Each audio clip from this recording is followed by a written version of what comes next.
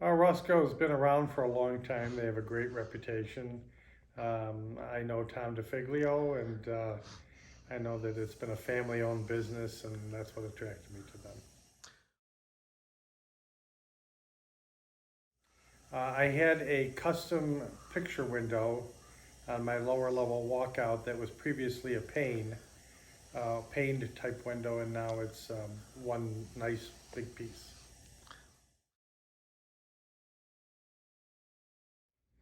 Well, when they first came out. They measured, and the measurement was perfect. They matched the exact color of the housing frames, I guess you can call it. And the installers were very good. They definitely knew what they were doing. Um, Very skilled. They put the window in perfectly.